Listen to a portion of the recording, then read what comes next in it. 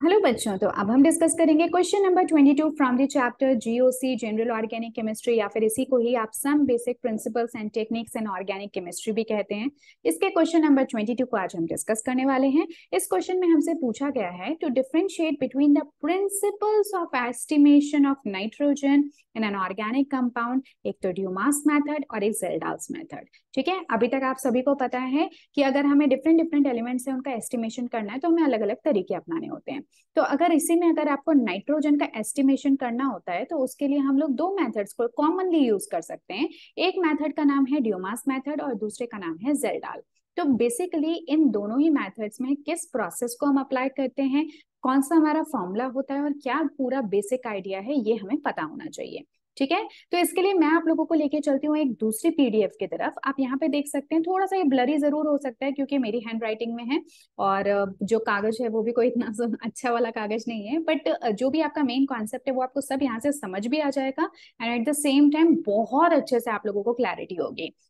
तो जैसे कि मैंने कहा, नाइट्रोजन को एस्टिमेट करने के लिए आप क्या यूज कर सकते हो, ड्यूमास मेथड यूज कर सकते हो और दूसरा आप जो है जेल्डाल मेथड यूज कर सकते हो। तो सबसे पहले हम लोग बहुत जल्दी से ड्यूमास मेथड को समझ लेते हैं। तो देखो, ड्यूमास मेथड में क्या होता है, सबसे पहली बात कि आप organic compound containing nitrogen is heated. हम क्या करते हैं, जो नाइट्रोजन कंटेनिंग कंपाउंड, ठीक है, हम ये मान के चल रहे हैं कि हमारे ऑर्गेनिक कंपाउंड में नाइट्रोजन तो है ही, तभी तो हम उसका एस्टिमेशन कर रहे हैं कि कितना परसेंटेज नाइट्रोजन उसमें है। तो ऑर्गेनिक कंपाउंड जिसके अंदर के नाइट्रोजन है उसको हम हीट करेंगे किसके साथ में, कॉपर ऑक्साइड के साथ में, और in the atmosphere of carbon dioxide, यानी कि कार्बन डाइऑक्साइड की प्रेजेंस में हम कॉपर ऑक्साइड के साथ हीट करेंगे। तो जब हम ये करते हैं तो देखो, हमारा ऑर्गेनिक कंपाउंड है तो ऑर्गेनिक कंपाउंड के अंदर सीधी सी बात है, कार्बन तो होगा ही होगा, हाइड्रोजन तो होगा ही होगा, और साथ में नाइट्रोजन भी प्रेजेंट है। तो जब ये कार्बन कॉपर ऑक्साइड के प्रेजेंस में आता है ना, तो ये क्या फॉर्म कर देता है, कॉपर के साथ में, मतलब कॉपर का तो कॉपर ऑक्साइड का रिडक्शन हो जाता है कॉपर में। आप सभी जानते हो कि कार्बन जो होता है वो एक अच्छा मतलब रिड्यूस करने का काम भी कर सकता है। तो कॉपर ऑक्साइड कॉपर के अंदर रिड्यूस हो जाता है और इसका खुद का क्या हो जाता है, ऑक्सीडेशन CO2 के अंदर। ठीक है, इसको आप ध्यान रखना। उसी के अलावा जब आप हाइड्रोजन जब कॉपर ऑक्साइड के प्रेजेंस में आता है तो वो कॉपर के अलावा वाटर को फॉर्म कर देता है, और जब नाइट्रोजन कॉपर ऑक्साइड के प्रेजेंस में आता है ना, तो ये आपका नाइट्रोजन फॉर्म कर देता है और साथ में कुछ दूसरे ऑक्साइड्स ऑफ नाइट्रोजन जो है वो भी यहाँ पे बन जाते हैं। ठीक है, बट खास खास आपको नाइट्रोजन जो है वो यहाँ से मिल गया। बट अब हम क्या चाहते हैं कि हम कुछ भी नाइट्रोजन को वेस्ट ना करें, क्योंकि जितना बेहतर तरीके से हम नाइट्रोजन को आइसोलेट कर पाएंगे उतना ही बेहतर हम इस नाइट्रोजन का परसेंटेज एस्टिमेशन कर पाएंगे। तो ये जो बाकी ऑक्साइड्स ऑफ नाइट्रोजन है इसमें भी हमें देखना पड़ेगा कि कितना नाइट्रोजन का कंटेंट है। तो उसके लिए हम क्या करते हैं कि ये जो ऑक्साइड्स ऑफ नाइट्रोजन है इनको फर्दर हम लोग क्या करते हैं, हीट करते हैं किसके साथ में, कॉपर गॉस के साथ में। पहले हमने किया था कॉपर ऑक्साइड के साथ में, अब हम क्या कर रहे हैं, प्योर कॉपर गॉस के ऊपर इनको रखते हैं ऑक्साइड्स ऑफ नाइट्रोजन को और हीट करते हैं। तो आपको और जो एक्स्ट्रा अमाउंट ऑफ नाइट्रोजन जितना भी कुछ ऑक्साइड्स में प्रेजेंट होता है वो सबका सब आपको मिल जाता है यहाँ से। ठीक है, अब देखो मेरे पास जो है वो नाइट्रोजन टोटल आ चुका है, कहाँ कहाँ से, कुछ नाइट्रोजन तो हमारा यहाँ से आया था, लेट्स से कि मैं उसको 1 कह देती हूँ, और कुछ जो बचा खुचा नाइट्रोजन ऑक्साइड्स ऑफ नाइट्रोजन के फॉर्म में जो था वो भी हम लोगों ने कलेक्ट कर लिया कॉपर गॉस के साथ में। ठीक है, तो अब हमारा जो फाइनल मिक्सचर है उस मिक्सचर के अंदर अगर आप देखो तो एक तो नाइट्रोजन प्रेजेंट है और साथ में कार्बन डाइऑक्साइड प्रेजेंट है, जो कि कार्बन की रिएक्शन जब कॉपर ऑक्साइड से की थी तब आया था, और जब हाइड्रोजन की रिएक्शन कॉपर ऑक्साइड से की थी तब जो वाटर बना था वो सब प्रेजेंट है। अब देखो ये दोनों चीजें तो हमारे लिए फालतू हैं। ठीक है, ये तो बेवजह अगर प्रेजेंट होंगी तो और हमारे लिए प्रॉब्लम क्रिएट करेंगी। तो हम क्या करते हैं, जो पोटेशियम हाइड्रोक्साइड है ना उसके ऊपर इन दोनों को एब्जॉर्ब करवा देते हैं। ठीक है, अब बचा क्या पीछे, सिर्फ नाइट्रोजन बचा। तो इसी नाइट्रोजन के अंदर कितना नाइट्रोजन का परसेंटेज कंटेंट है वो हम लोग पता कर लेते हैं। तो एक्चुअली इस नाइट्रोजन को हम लोग कलेक्ट कर लेते हैं ग्रेजुएटेड ट्यूब में। ग्रेजुएटेड ट्यूब क्या होता है, एक ऐसी ट्यूब जैसी होगी जिसके अंदर क्या है, मार्किंग्स होती हैं। तो हम क्या है, ये जो भी नाइट्रोजन यहाँ पे बनी है ना उसको इस ग्रेजुएटेड ट्यूब के अंदर कलेक्ट कर लेते हैं। तो जो भी यहाँ पे जिस भी ग्रेजुएशन के सामने, जिस भी कैलिब्रेशन के सामने ये नाइट्रोजन का कंटेंट हमें दिखता है तो उससे हमें बेसिकली नाइट्रोजन के वॉल्यूम का अंदाजा लग जाता है। ठीक है, इससे हमें क्या पता चल जाता है, नाइट्रोजन का वॉल्यूम। इसको लेट्स से कि हम V1 कह देते हैं। जिस टेम्परेचर पे हम इस रिएक्शन को करवा रहे हैं लेट्स से कि हम उसको T1 कह देते हैं, और जिस प्रेशर पे हम इस रिएक्शन को करवा रहे हैं मान लेते हैं कि उसको P1 कह देते हैं। ठीक है, तो ये T1 भी अभी हमारे काम में आने वाला है, तो इसलिए आप उसको ध्यान रखो, P1 भी काम में आने वाला है। तो V1 T1 और P1 जिस टाइम जिस मतलब आपका जिसमें आप रिएक्शन करा रहे हो, ठीक है, इस पूरे रिएक्शन को कर रहे हो जिस टेम्परेचर और प्रेशर को, तो इसके लिए हम लोग 1 को यूज कर लेते हैं। ठीक है। अब देखो नेट रिएक्शन जो है वो कुछ इस तरह की होती है, हालांकि आप लोगों को रिएक्शन ध्यान रखने की जरूरत नहीं है, जस्ट आपके इन्फॉर्मेशन के लिए दे रखी है। बट आप यहाँ पे देख सकते हो कि हमारा जो मेन इंटरेस्ट है वो क्या है, इस नाइट्रोजन को फाइंड आउट करना। ठीक है, इस रिएक्शन के दौरान ये जो भी नाइट्रोजन बन रहा है, यही नाइट्रोजन एक्चुअली हमें बताएगा कि हमारा मेन ऑर्गेनिक कंपाउंड जो था उसके अंदर नाइट्रोजन का कितना कंटेंट था। ऐसा मैं इसलिए कह रही हूँ क्योंकि इसके अलावा, इस नाइट्रोजन के अलावा आपको और कहीं किसी प्रोडक्ट में नाइट्रोजन प्रेजेंट नहीं दिख रहा। इसका मतलब नाइट्रोजन और कहीं बन ही नहीं रहा। तो जो भी कुछ नाइट्रोजन इस ऑर्गेनिक कंपाउंड में है, ये ऑर्गेनिक कंपाउंड है, वो सारा का सारा नाइट्रोजन आपको एक्चुअली यहाँ पे कलेक्ट हुआ हुआ मिल जाएगा। ठीक है।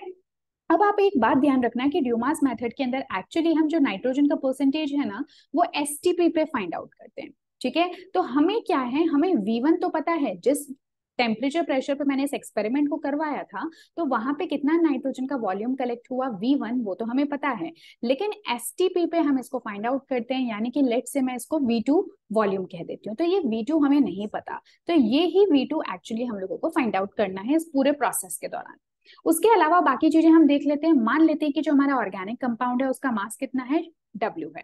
जितना आपने इनिशियली जो भी कुछ ऑर्गेनिक कंपाउंड लिया उसका वजन W है।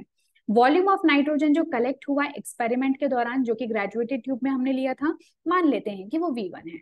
जिस प्रेशर पे, atmospheric pressure at which nitrogen is collected, ठीक है, जिस प्रेशर पे आप करवा रहे हो इस पूरी रिएक्शन को, यानी कि एटमॉस्फेरिक प्रेशर, उसको लेट से हम P कह देते हैं। ये एक्चुअली आपका P एटमॉस्फेयर ही है। ठीक है, क्योंकि हम कोई प्रेशर चेंज नहीं कर रहे इस रिएक्शन को कराते वक्त। लेकिन वाटर वेपर जो है ना, उसका भी कुछ एक्वस टेंशन होता है। जब आप इस रिएक्शन को करवा रहे होगे तो आसपास का जो मॉइस्चर है, वाटर वेपर्स है ना, वो भी तो अपना कुछ प्रेशर क्रिएट करेंगे। तो मान लेते हैं कि वो प्रेशर कितना है, P है। तो अब कितना एक्चुअली ड्राई नाइट्रोजन की वजह से प्रेशर होगा, जिसको कि हम P1 कहेंगे, वो बताओ कितना हो जाएगा। आसपास का एटमॉस्फेरिक प्रेशर कितना था, माइनस कितना प्रेशर जो है वो वाटर वेपर की वजह से। अगर हम दोनों को माइनस कर दे तो हमें नाइट्रोजन की वजह से जो प्रेशर है वो मिल जाएगा P1। और क्योंकि इस रिएक्शन को हम टेम्परेचर T1 यानी कि रूम टेम्परेचर पर करवा रहे हैं, तो हमको T1 मिल गया।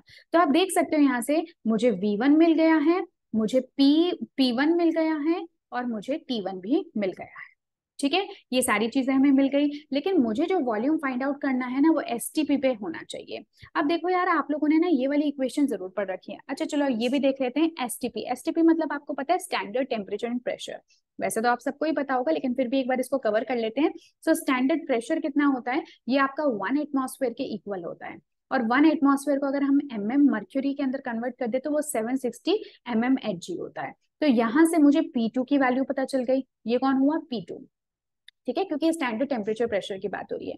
इसी तरह से जो स्टैंडर्ड टेम्परेचर होता है वो आप सभी जानते हो कितना होता है, 273 केल्विन, 0 डिग्री सेल्सियस। ठीक है, और जो स्टैंडर्ड वॉल्यूम है यानी कि V2, ये V2 एक्चुअली मुझे नहीं पता है। बट ये वाली जो इक्वेशन है ना, P1 V1 by T1 is equal to P2 V2 by T2, इसको हम क्या कहते हैं, आप लोग सब जानते हो, इसको हम कहते हैं कंबाइंड गैस लॉ। इसके बारे में हम लोगों ने पढ़ रखा है स्टेट्स ऑफ मैटर में। तो अगर आप लोगों को नहीं ध्यान है तो मैंने स्टेट्स ऑफ मैटर के भी कई सारे वीडियोस अपलोड कर रखे हैं। सभी एनसीईआरटी के क्वेश्चंस, एक्सरसाइज क्वेश्चंस मैंने डिस्कस कर रखे हैं, तो आप वहां से एक बार रेफर कर सकते हो। तो कंबाइंड गैस लॉ होता है P1 V1 T1। ठीक है, P1 V1 बाय T1।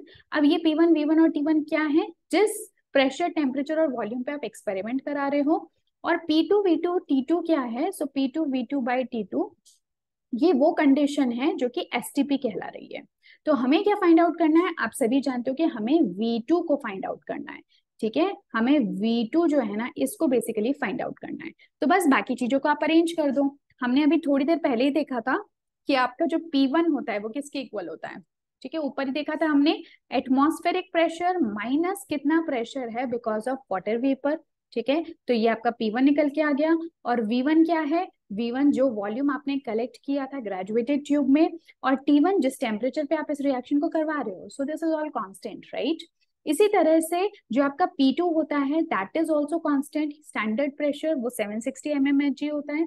जो वॉल्यूम है ये मुझे भी फिलहाल पता नहीं है। और जो स्टैंडर्ड टेम्परेचर होता है वो कितना होता है, 273 केल्विन होता है। बस इस पूरे को आप सॉल्व कर लो। जब आप पूरे को सॉल्व करोगे तो V2 के लिए जो आपको आंसर है वो कुछ इस तरह से मिल जाएगा। ठीक है, बट मुझे क्या करना था, मुझे परसेंटेज नाइट्रोजन को एस्टिमेट करना था, वो भी एसटीपी पे। तो एसटीपी पे में हम सभी जानते हैं, हम लोगों ने एक एवोगैड्रोस लॉ जो है वो पढ़ रखा है। तो एवोगैड्रोस लॉ के अकॉर्डिंग क्या होता है कि जो स्टैंडर्ड टेम्परेचर प्रेशर पे, ठीक है, ये सिर्फ स्टैंडर्ड टेम्परेचर प्रेशर के लिए है। सो स्टैंडर्ड टेम्परेचर प्रेशर पे सभी गैसेस, ऑल गैसेस, उनका जो 1 मोल होता है, उसके अंदर कितने n number of the particles present होते हैं, किसके, गैस के पार्टिकल्स। और 1 मोल का जो वजन होता है आप सभी जानते हो, वो उनके एटॉमिक मास के इक्वल होता है, ठीक है। और ऐसे में उन्होंने कहा था कि ये जितने भी एन नंबर ऑफ पार्टिकल्स होंगे, वो जो वॉल्यूम कवर करेंगे ना, that will always be equal to 22.4 litre, ठीक है। तो ये सभी चीजें जो है ये आपस में कनेक्टेड हैं। तो जो वॉल्यूम है वो सभी गैसेस के लिए, 1 मोल गैसेस के लिए 22.4 लीटर ही होगा, ठीक है। तो इसका मतलब कि 22.4 लीटर को अगर मैं ml में चेंज कर दूं तो बन जाएगा 22400 ml। तो एसटीपी पे जो नाइट्रोजन है उसके 22400 ml के लिए जो वजन है वो उसके एटॉमिक मास के इक्वल है। देखो अभी मैंने कहा एटॉमिक मास के, और एटॉमिक मास नाइट्रोजन मॉलिक्यूल का कितना हो गया, 28। तो बताओ V2, अब यहां से आप V2 कैलकुलेट कर सकते हो, ठीक है। हमें इतने इतने वॉल्यूम के लिए जो वजन है वो 28 है, तो बताओ V2 के लिए कितना होगा, बस क्रॉस मल्टीप्लाई कर दो। So this will become unitary method, है ना, ये कुछ भी नहीं कर रहे हैं हम यहाँ पे, सिंपल यूनिटरी मेथड अप्लाई कर रहे हैं। यूनिटरी मेथड क्या होता है कि भाई एक पेंसिल जो है वो 5 रुपए की है, तो 5 पेंसिल जो है वो कितने की होगी, तो आप क्या करते हो, 5 divided by 1 multiplied by 5 equal to 25, यही करते हो। बस वही चीज हम यहाँ पे कर रहे हैं। तो यहाँ से आपके पास क्या निकल के आ गया, वजन निकल के आ गया कि V2 ml के अंदर कितना वजन होगा। बट मुझे क्या फाइंड आउट करना था, मुझे फाइंड आउट करना था परसेंटेज नाइट्रोजन। तो जो भी कुछ आपका वॉल्यूम यहाँ से निकल के आता है, ठीक है, ये जो भी कुछ V2 वॉल्यूम निकल के आया, तो इसको हम लोगों ने परसेंटेज निकालते कैसे हैं, तो जो भी हमारा ये वॉल्यूम है डिवाइडेड बाय जो एक्चुअल मास आपको मिल रहा है, ठीक है, मतलब कितना मास प्रोड्यूस हो रहा है डिवाइडेड बाय टोटल आपने इनिशियली कितना मास लिया था, यही तो होता है परसेंटेज। इसी तरह से कैलकुलेट करोगे। अगर मान लो आपके मार्क्स आते हैं 10 में से, ठीक है, अगर आप बोलते हो कि 10 में से मेरे 8 मार्क्स आ रहे हैं, तो उसका क्या परसेंटेज हुआ, तो आप क्या कहोगे 8/10 इंटू 100, यही तो करते हो। यानी कि कितने मार्क्स आपके आए, कितने आने चाहिए थे मैक्सिमम, मल्टीप्लाइड बाय 100। तो ये जो 28/22400 मल्टीप्लाइड बाय V2 है, ये एक्चुअली है क्या, ये कुछ भी नहीं है, मास टर्म ही तो है, ठीक है। अब ये मास जो कि नाइट्रोजन का प्रेजेंट है, ये W क्या था, ये W था टोटल मास जो कि ऑर्गेनिक कंपाउंड का है, मल्टीप्लाइड बाय 100, ठीक है। तो यहां से आपके पास में नाइट्रोजन का परसेंटेज निकल के आ गया ऑर्गेनिक मॉलिक्यूल के अंदर, ठीक है। तो ये आपका एक फॉर्मूला है जिसको कि आपको ध्यान रखना है। तो ये तो हो गया हमारा ड्यूमास मेथड। नेक्स्ट मेथड जो होता है ना, वो है आपका जेल्डाल्स मेथड। जेल्डाल मेथड जो होता है ना, इससे काफी डिफरेंट है। इसके अंदर आप क्या करते हो कि जो भी आपका nitrogen containing compound, nitrogen containing जो ऑर्गेनिक कंपाउंड है, उसको सबसे पहले आप H2SO4 से ट्रीट करते हो, जिससे कि सॉल्ट बन जाता है, ठीक है, कौन सा, अमोनियम सल्फेट। अब इस अमोनियम सल्फेट को जब आप NaOH यानी कि बेस के साथ ट्रीट करते हो, तो क्या बन जाता है यहाँ पे, सोडियम सल्फेट Na2SO4, ठीक है। अमोनियम सल्फेट से सोडियम सल्फेट बन गया और साथ में अमोनिया रिलीज हुआ। दिस अमोनिया इज इंपॉर्टेंट, ठीक है। अब हम क्या करते हैं कि इस अमोनिया को हम ट्रीट कर देते हैं H2SO4 के साथ में, जो कि स्टैंडर्ड फॉर्म होती है, ठीक है। मतलब हमें पहले से पता है कि भैया इसका जो है इतना इतना कुछ कॉन्सेंट्रेशन है। और ये जो अमोनिया है, इसी को एक्चुअली हमें एस्टिमेट करना होता है, बिकॉज इसके अंदर जो भी नाइट्रोजन प्रेजेंट है वो हमें नाइट्रोजन का परसेंटेज बताएगा, ठीक है। अब हम इस अमोनिया को, अमोनिया आप सभी जानते हो एक बेस होता है, और H2SO4 आप सभी जानते हो एक एसिड होता है। तो हम इस बेस को स्टैंडर्ड सल्फ्यूरिक एसिड से जब ट्रीट करते हैं, तो यहाँ पे क्या बन जाता है, एक सॉल्ट बन जाता है, और ये बेसिकली न्यूट्रलाइज हो गया, अमोनिया न्यूट्रलाइज हो गया H2SO4 से। बट एक्चुअली होता क्या है कि जितना भी अमोनिया यहाँ प्रेजेंट होता है, उसी के रेस्पेक्ट में H2SO4 तो यूटिलाइज हो जाता है उसको न्यूट्रलाइज करने के हिसाब से। बट कुछ एक्स्ट्रा यहाँ पे H2SO4 आगे भी बच जाता है, जो इसको कि अमोनिया ने एब्जॉर्ब नहीं किया। इसका मतलब अमोनिया से पहले ही खत्म हो गया था, है ना, क्योंकि जितनी जरूरत है वो तो बस उतना ही एब्जॉर्ब करेगा। तो जो एक्स्ट्रा यहाँ पे सल्फ्यूरिक एसिड बच जाती है, हम उस एक्स्ट्रा H2SO4 को क्या कर लेते हैं, एस्टिमेट कर लेते हैं उसका टाइट्रेशन सोडियम हाइड्रोक्साइड के साथ करा के। तो अगेन सोडियम हाइड्रोक्साइड आपका एक बेस है जो कि H2SO4 के साथ में रिएक्ट कर जाएगा। देखो आई थिंक आप लोगों को मतलब जो डिफरेंस है वो समझ में आ गया होगा। सबसे पहले आपने अमोनिया को एसिड के साथ में ट्रीट किया। तो जब ट्रीट किया तो यहाँ पे अमोनिया जितना भी प्रेजेंट था वो न्यूट्रलाइज हो गया H2SO4 के साथ में, बट फिर भी कुछ एक्स्ट्रा H2SO4 जो है वो बच गया। मतलब जो हमने H2SO4 लिया था वो एक्स्ट्रा ही लिया था, हमें पता था कि वो बचेगा। तो ये जो एक्स्ट्रा H2SO4 है इसको हम किसके साथ टाइट्रेट कर देते हैं? सोडियम हाइड्रोक्साइड के साथ में। अब ये जो एक्स्ट्रा H2SO4 है इसको एक्चुअली हम लोग फाइंड आउट करते हैं। तो ये एक्स्ट्रा H2SO4 हमें ये बताता है कि कितना अमोनिया कंज्यूम हुआ होगा। सही बात है, क्योंकि इस एक्स्ट्रा H2SO4 से हमें कितना H2SO4 यूज हुआ इसका पता चलता है, और वो H2SO4 हमें ये बताता है कि कितना अमोनिया प्रेजेंट है, और इस अमोनिया से हम ये पता करते हैं कि हमारे कंपाउंड के अंदर कितना नाइट्रोजन है। मतलब बिल्कुल उल्टा उल्टा हम कर रहे हैं, हम बिल्कुल उल्टे स्टेप्स कर रहे हैं। यहाँ से हम यहाँ गए, यहाँ से हम यहाँ गए, और यहाँ से हम यहाँ गए, उल्टे तरीके से आप चल रहे हो। ठीक है, तो मैं आपको एक बार शॉर्ट में बता देती हूँ। तो जो भी H2SO4 अमोनिया के साथ में कंज्यूम होता है वो कितना है कि इनिशियली आपने कितना H2SO4 लिया था, और अमोनिया के साथ में एब्जॉर्प्शन के बाद में कितना H2SO4 बच गया। तो जो भी H2SO4 कंज्यूम होता है वो हमें ये एस्टिमेट करके देता है कि यहाँ पे कितना अमोनिया प्रेजेंट होगा, और इस अमोनिया को एस्टिमेट करके आप परसेंटेज नाइट्रोजन जो कि ऑर्गेनिक कंपाउंड में है उसको कैलकुलेट कर सकते हो। तो खास खास स्टेप हमारे यहाँ पे क्या है? पहला स्टेप है डिग्रेडेशन, यानी कि H2SO4 को सैंपल के साथ में ट्रीट करने पर अमोनियम सल्फेट बना। फिर हमने अमोनियम सल्फेट को बेस से ट्रीट किया जिससे कि अमोनिया बना। फिर हमने एक सल्फ्यूरिक एसिड का स्टैंडर्ड सोल्यूशन लिया जिसको कि अमोनिया के साथ में न्यूट्रलाइज किया, तो आपका अमोनिया सारा का सारा न्यूट्रलाइज हो गया। बट उसके अलावा भी कुछ H2SO4 जो है वो बच गया। उस एक्स्ट्रा H2SO4 को जब आप सोडियम हाइड्रोक्साइड के साथ में टाइट्रेट करते हो तो आपको ये पता चल जाता है कि कितना H2SO4 है जो कि बचा हुआ है। इससे आप ये पता लगाते हो कि कितना H2SO4 यूज आया होगा अमोनिया के साथ में रिएक्शन करने के लिए, और इस अमोनिया से आप लोग क्या पता करते हो? परसेंटेज नाइट्रोजन जो कि ऑर्गेनिक कंपाउंड के अंदर है। ठीक है, मतलब रेसिप्रोकल तरीके से हम लोग चल रहे हैं। तो यहाँ पे जो फॉर्मूला आप लोग यूज करते हो परसेंटेज नाइट्रोजन को फाइंड आउट करने के लिए, दिस इज व्हाट। इसकी डिटेल्स में आपको जाने की जरूरत नहीं है, आप डायरेक्टली फॉर्मूला जो है उसको ध्यान रखो। ये बेसिकली उन्हीं अलग अलग चीजों को सिंप्लीफाइड करके ये फॉर्मूला जो है आया है। So this is 1.4 into normality into volume into W। आप अगर नॉर्मेलिटी नहीं लिखना चाहते तो आप इसकी जगह पे मोलैरिटी मल्टीप्लाइड, दूसरा कलर चूज कर लूं क्या? ओके, तो हम यहाँ पे दूसरा कलर ले लेते हैं, लेट्स से ब्लू ही ले लिया मैंने। तो यहाँ पे आप molarity multiplied by basicity of amines भी ले सकते हैं। तो ये भी आप चाहे तो लिख सकते हैं, या फिर आप सिंपली ये m इंटू बेसिसिटी लिखने के बजाय सिंपली नॉर्मेलिटी को भी लिख सकते हैं। जिस भी तरह से लिखो यही आपका फॉर्मूला बनेगा और यही आपका आंसर आएगा। एक चीज आप लोगों को ध्यान रखनी है कि जो जेल्डाल मेथड है ये नाइट्रो कंपाउंड्स के लिए, क्योंकि नाइट्रो कंपाउंड के अंदर भी नाइट्रोजन होता है, बट ये उनके लिए एप्लीकेबल नहीं है, एजो कंपाउंड्स के लिए एप्लीकेबल नहीं है, और उन नाइट्रोजन के लिए जो कि रिंग के अंदर प्रेजेंट होते हैं, जैसे कि अगर आप पिरिडीन की बात करो तो। ठीक है, तो ये दोनों मेथड्स हैं जो कि मैंने बहुत डिटेल में आप लोगों को समझा लिए हैं। अब आप चाहे तो यहाँ से अपना क्वेश्चन अब तो बहुत इजीली सॉल्व कर सकते हो। तो principle of estimation of nitrogen Dumas method के अंदर तो हमने क्या किया था, यहाँ पे याद करो, हमने कॉपर ऑक्साइड से ट्रीट किया था। फिर यहाँ पे जो एक्सेस कुछ ऑक्साइड्स ऑफ नाइट्रोजन थे उन ऑक्साइड्स ऑफ नाइट्रोजन से भी को हमने कॉपर गॉस के साथ में ट्रीट किया कार्बन डाइऑक्साइड के एटमॉस्फेयर में, और यहाँ से हम लोगों ने परसेंटेज नाइट्रोजन को फाइंड आउट किया था। तो उसके लिए सबसे पहले तो हमने मास को फाइंड आउट किया, जिसको कि हमने जो टोटल मास है ऑर्गेनिक कंपाउंड का उसके साथ डिवाइड करके मल्टीप्लाइड बाय 100 कर दिया था।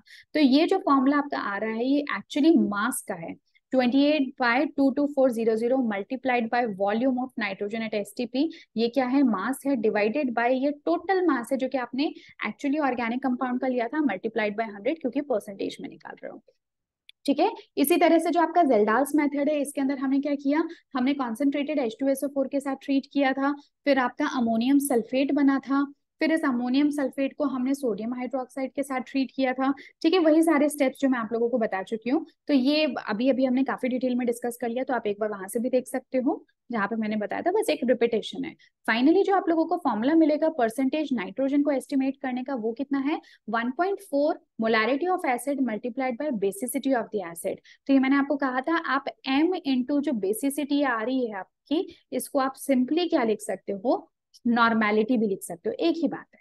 ठीक है, सो 1.4 multiplied by normality multiplied by volume of the acid divided by mass. ठीक है, तो यहाँ से आप जेल्डाल मेथड से एस्टिमेशन कर पाओगे।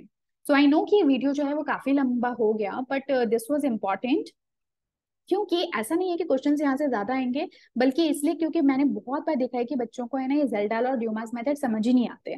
ठीक है, तो ये बहुत जरूरी था कि हम पहले डिटेल्स को समझें कि ये दोनों मेथड क्या बात करते हैं, किस तरह से ये हमें समझाते हैं कि परसेंटेज नाइट्रोजन कैसे निकालोगे। अब जब मेथड आपको समझ में आ जाएगा ना, तो कैलकुलेशन किस तरह से आ रही है, फॉर्मूला किस तरह से आ रहा है, वो ऑटोमेटिक आप लोग समझ सकोगे।